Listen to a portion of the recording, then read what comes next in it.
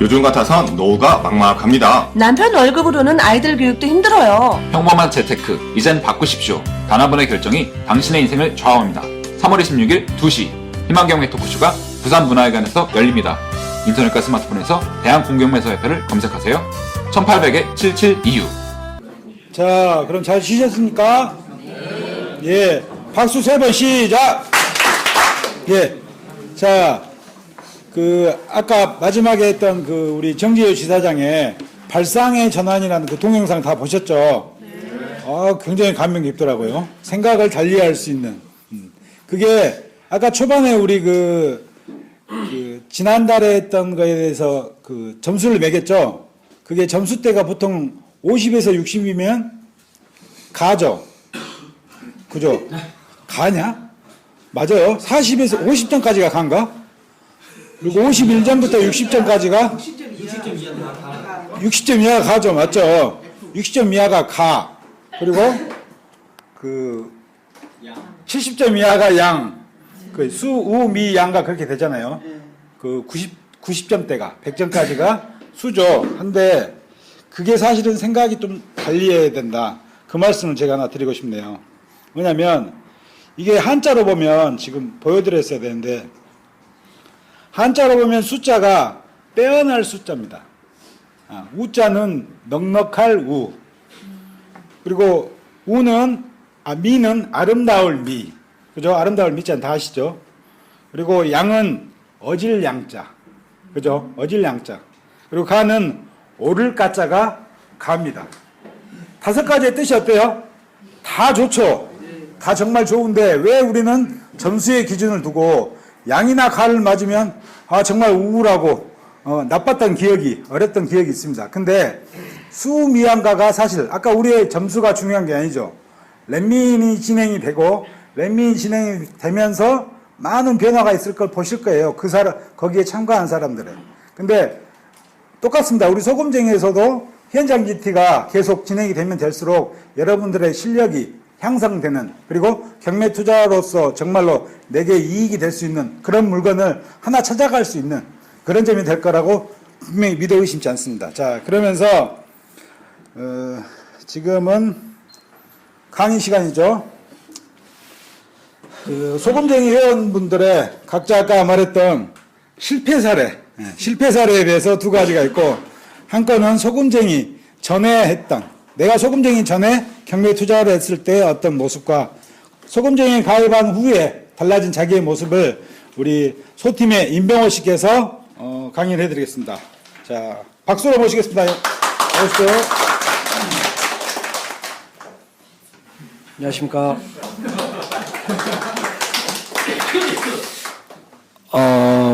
일단 성함은 다시 얘기 드리면 임금님 할 때 임, 병원 할 때 병, 호랑이 할 때 호, 임병호라고 합니다.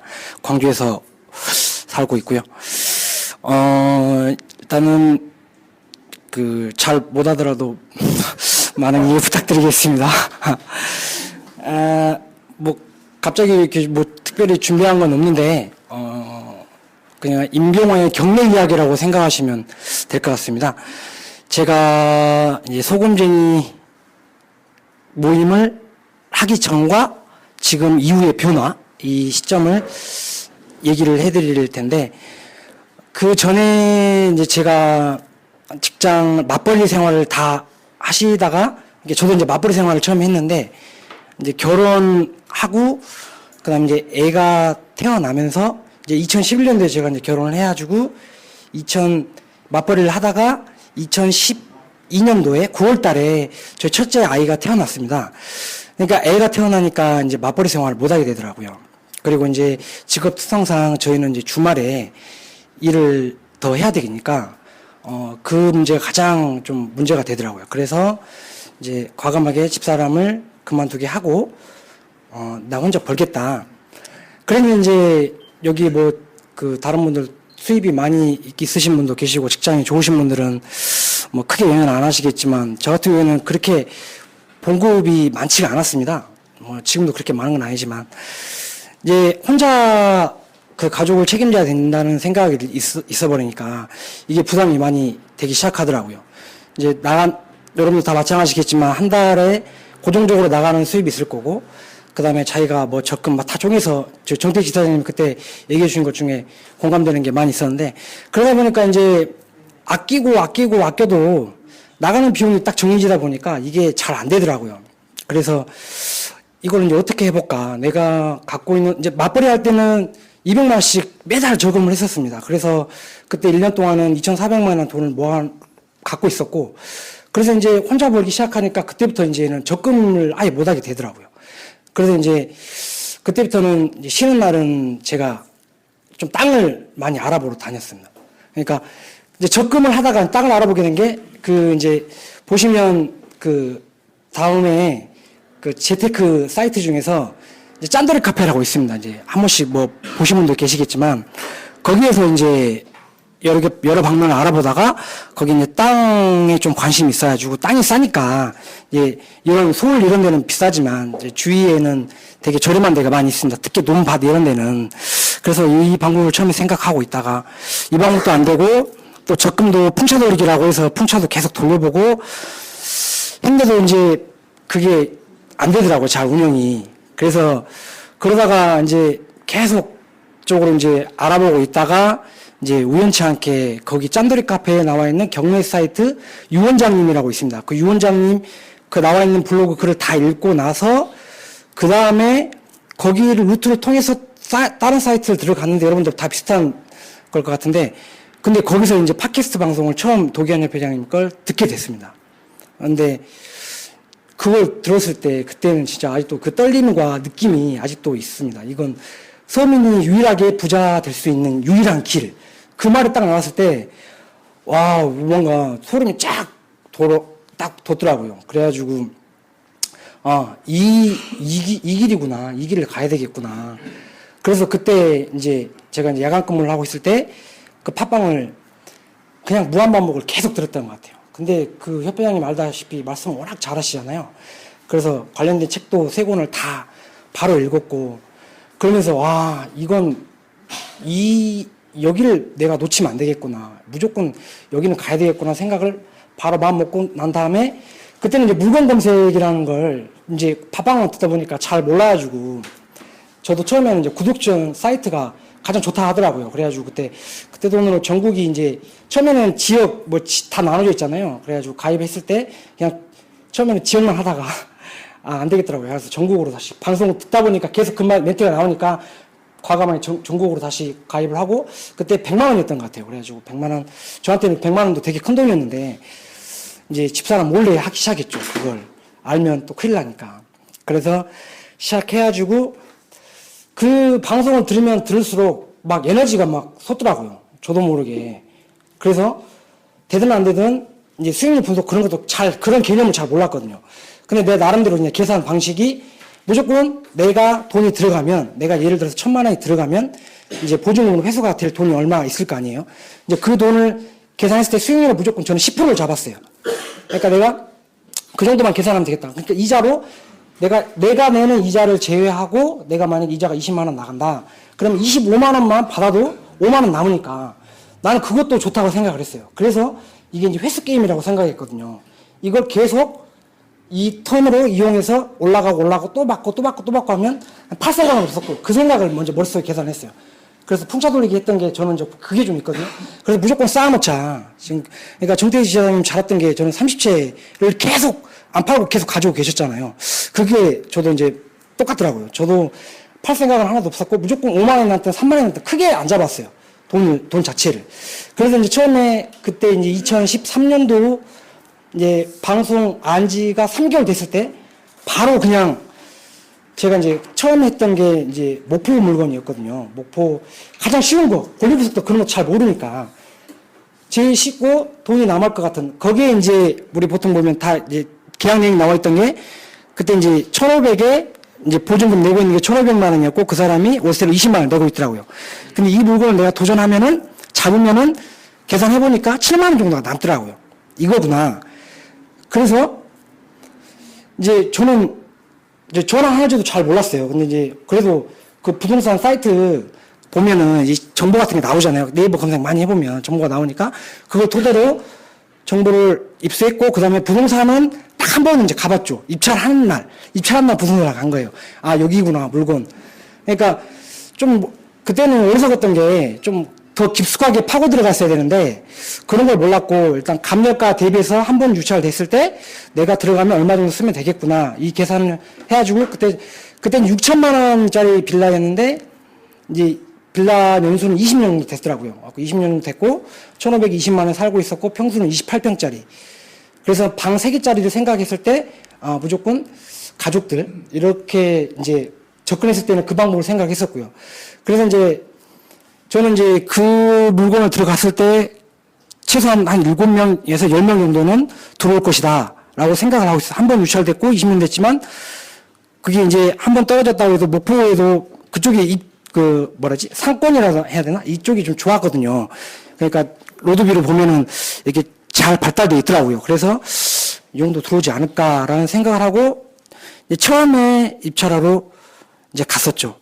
이제 그때는 생각해보면 지금도 되게 좀 어안이 벙벙했던 게 이제 여러분도 경험자 있을 수도 있겠지만 저도 그 이제 보험 입찰장 가면 다 이제 둘러보잖아요. 그 서류 다 보고 관련서를 보고 사람 얼마나 많이 왔는데 보고 떨리기도 하고 던지고 나서 좀 기다리고 있다가 이제 발표했을 때 사람이 엄청 많았거든요. 한 300명 정도 와 있더라고요. 근데 이제 그때 뭐 물건을 다 보진 않고 내 얼굴만 보니까 근데 뭐 이제 그 막 차도 있고 뭐 많더라고요. 그래서 처음에 생소했는데 그래서 이제 발표를 기다리고 있을 때 저 혼자 이제 입찰을 했더라고요. 그 물건에.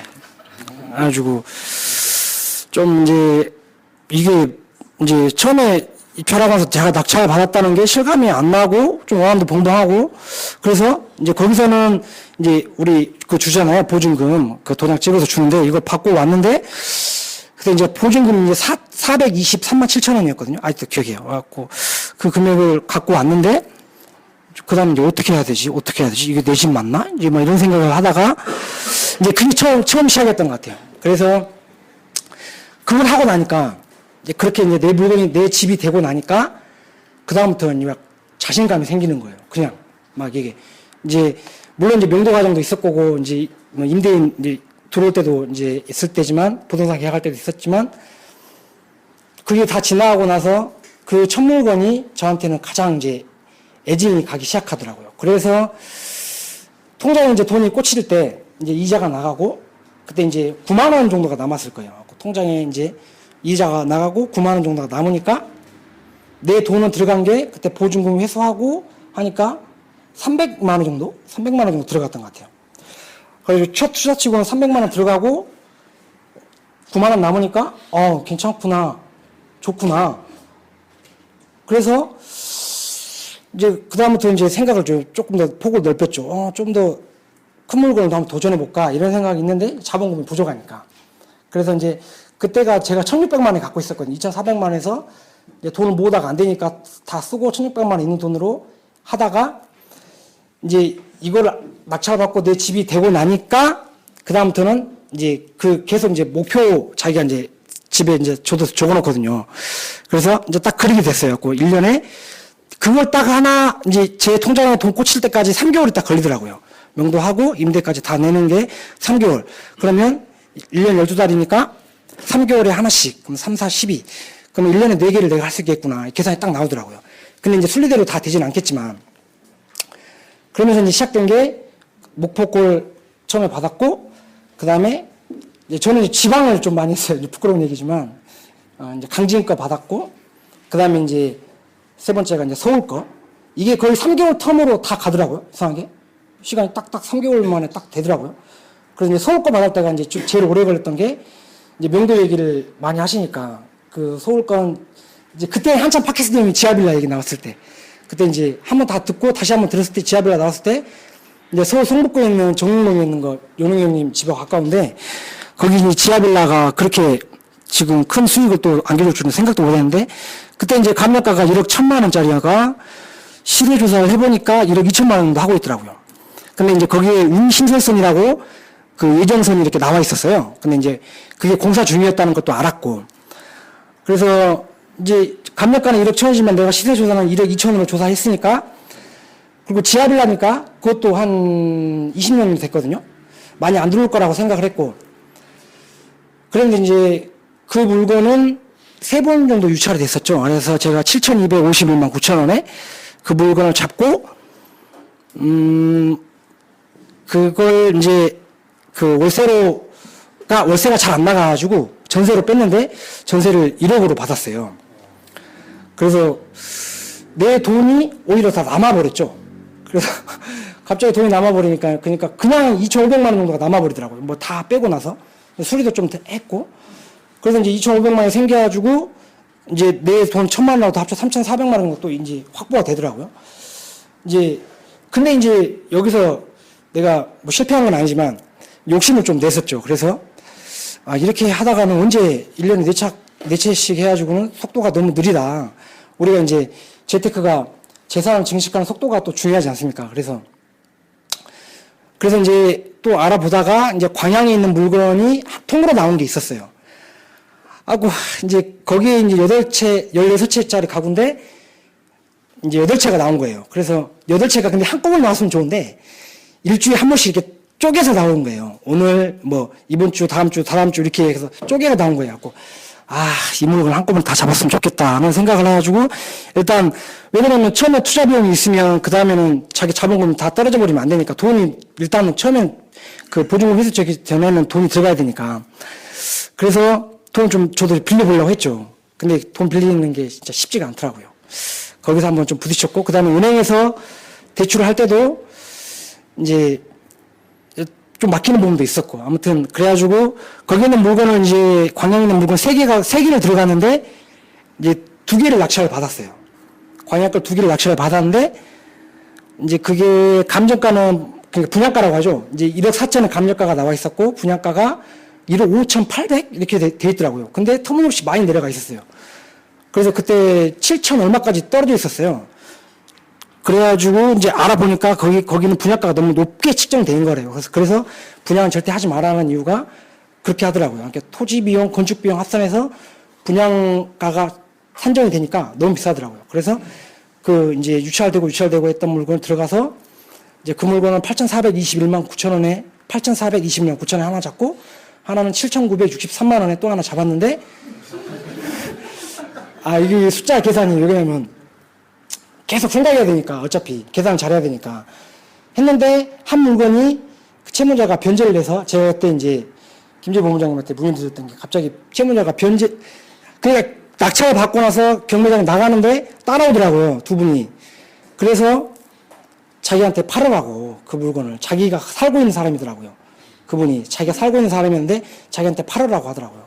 그래서 이제 그때는 저도 이제 이런 경우 처음이니까, 오늘 얼마에 주실 생각이십니까? 제가 물어봤어요.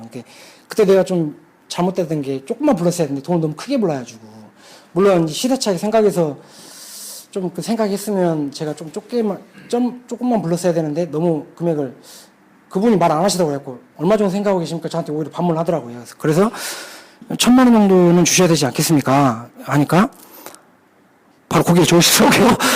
그래서 다시 한번 만나가지고, 그러지 말고 한 500만 원만 받을까? 500만 원. 그러면 이제 좀 복잡해지더라고요. 이제 이걸 어떻게 해야 되지? 저도 모르니까. 만약 이 현장에서 이분하고 나 거래를 해가지고, 어차피 등기는 내가 쳐야 되는데, 등기를 치고 소유권 이전이 되면은, 그 다음에 이 사람하고 다시 매매 계약을 해야 되는 건가? 이런 걸 내가 알아보진 않았는데, 그냥 틀어져 버렸으니까 알아보지 않았는데 그런 생각도 막 들더라고요. 그래서 이 양도세도 걸릴 거고 이거 어떻게 해야 되지? 이런 생각도 들고, 그래서 이제 그런 부분들은 이제 차차 배워야 될 문제인 것 같고, 아직은 뭐 부딪혀야 될 부분이 많이 있으니까. 그래서 이제 거기서 이제 오히려 그 예촌 농협에서 그분이 농협 걸 이렇게 채권을 사버린 거죠, 이렇게. 그래서 전 낙찰자는 이제 그냥 아무런 뭐가 없이 돼버린 거예요. 그냥 보증금만 법원에서 연락 와가지고 보증금 받아가세요 하고 보증금만 그냥 다시 받고 오는 그 좀 웃지 못할 일이 하나 있어가지고, 그래서 2014년도가 원래 5채가 돼야 되는데 한 채가 그것 때문에 빠져가지고 4채가 됐어요. 그리고 이제 2015년도에도 이제 똑같이 그렇게 하다가 이제 2015년도에도 거의 뭐 3개월에 한 번씩 이렇게 또 패턴이 되더라고요. 그러니까 욕심을 좀 내고 시간을 빼서 더 하고 싶은데 이게 잘 안 되긴 안 되더라고요. 막히는 부분도 좀 있고. 그래서 이제 광양 2건 했고, 그 다음에 이제 보성, 그 다음에 광주, 뭐 이런 식으로 해서 이제 지금 8채를 보유하고 있는데, 하면서 이제 지금 그 소금쟁이 모임 때 처음에 여기 했을 때 제가 이제 인터뷰를 했어요. 그럴 때가 감회가 되게 새롭고, 그렇게 하면서 이거 공 경매를 알아가면서 횟수가 증가하는 속도가 점점 이게 재산 이력을 한 번씩 보잖아요. 그러면 시세가 있을 거고, 그 다음에 내가 낙찰받은 금액이 있을 거고, 지금 또 전화해서 물어보면 얼마까지 올라가 있고, 이런 것들을 보고 있으면 재산이 규모가 이렇게 팍팍팍 뛰는 게 눈에 벌써 보이더라고요. 내가 1,600만 원 있었는데, 지금 이걸 계산해 보면 대출금도 물론 있겠지만, 대출금 제외하고도 뭐 지금 보면은 많이 이득이 남아 있고, 보통 한 채당 그냥 2천만 원만 시세차익이 있다고 생각해도 8채면 1억 6천이잖아요. 제가 2년 사이에 1억 6천을 어떻게 벌겠어요. 그리고 매달 통장에 꽂히는 돈도 있는데, 한 달에 지금 뭐 여러분처럼 많은 수익을 이렇게 뭐 40만 원, 45만 원 이렇게 있는 아니지만, 8채 계산해 보니까 한 채당 이제 작은 것은 9만 원, 좀 좋은 것은 30만 원짜리도 있고 하니까 이자 다 빼고도 한 100만 원 조금 넘는 것 같더라고요. 정확하게는 제가 또 봐봐야겠지만. 그러면서 이제 목표는 이제 집사람이 받던 월급만큼만 나오게끔 좀 했으면 좋겠다. 내 월급하고 내가 이제 월급에서 이게 플러스 알파가 되는 부분이 이렇게 생기니까 많이 이제 목표는 점점 높아지고 있지만, 그러면서 재산이 증가되는 속도가 늘어나고 있는 게 빨라지고 있는 것도 눈에 보이니까, 이게 경매를 꼭 해야 되겠구나. 공매를 계속 해야 되겠구나. 이런 생각을 계속 하게 됩니다. 그러니까 제가 이제 여러분들한테 해주고 싶은 말은, 진짜 다른 거에 신경을 쓸 필요가 없을 것 같은 게, 처음에 우리가 이제 그 스테이 헝그리 스테이 풀리시라고 얘기하잖아요. 현실이 안 좋아하지 말고 도전하라. 저는 이 말 되게 좋아합니다. 그 이제 스티브 잡스님이 얘기해 주신 건데, 그래서 처음에 내가 시도했던 게, 정말 잘했구나. 내가 이걸 하지 않았다면 지금 과연 이렇게 부를 축적할 수가 있었을까. 뭐 사이즈는 아직 경매하고 작지만 이렇게 하면서 점점 막 자신감도 생기고 열정도 생기고, 그러니까 도전을 하니까 되더라고요. 이게, 그리고 또 하나 이제 얘기하면서 느꼈던 건데, 내가 그 하나 물건을 찝었어요. 그러니까 주위에 뭐 다른 사람 말 신경 쓰려고 내가 하나 물건을 찝었어. 그러면 내가 이거 물건을 잡기 전력을 다해야 된다. 내가 최대한 내가 쓸 수 있는 만큼 이득은 있어야 되겠지만 무조건 잡아야 된다는 생각으로 저는 무조건 입찰장을 가거든요. 내가 떨어질 생각은 안 해요. 그러니까 물론 그게 이제 남들보다 많이 써야 된다는 건 있지만, 그래도 어느 정도 수익률을 확보하고 이 마지노선에서 딱 정하고 난 다음에 내 물건은 내가 입찰장 갔으니까 무조건 잡겠다. 절대 안 떨어지겠다. 이런 각오로 가요. 그리고 꼭 전날에 꼭 생각을 다시 한번 하죠. 근데 물론 입찰장 가면 그 뜻대로 잘 안 될 수도 있지만, 근데 중요한 것은 그 물건을 꼭 잡아야 되겠다. 이런 일념으로 가야지, 그냥 대충 한번 이런 식으로 가면은 절대 안 됩니다. 절대. 그런 마음이 조금이라도 들면은 안 가는 게 나아요. 그리고 자기가 미리 속단해버리면 안 되고, 그러니까 무조건 우리가 호랑이도 흙길 잡을 때 전력을 다하는데, 내가 이 물건을 잡으려고 전력을 다해야지. 200만 원, 300만 원 아깝게 생각하지 말고 진짜 화끈하게 딱 그 물건을 잡으려고 하면은 무조건 가서 물어야 됩니다. 그렇게 했으면 좋겠고, 그 다음에 이제 뭐 또 하나는 이제 또 있어요? 너무 길어지나요? 말하다 보니까 길어져가지고, 일단 또 나중에 또 뭐 경험담을 또 얘기해 줄 기회가 있었으면 좋겠고, 일단 뭐 이런 자리 마련해주셔서 정말 감사합니다. 이상입니다.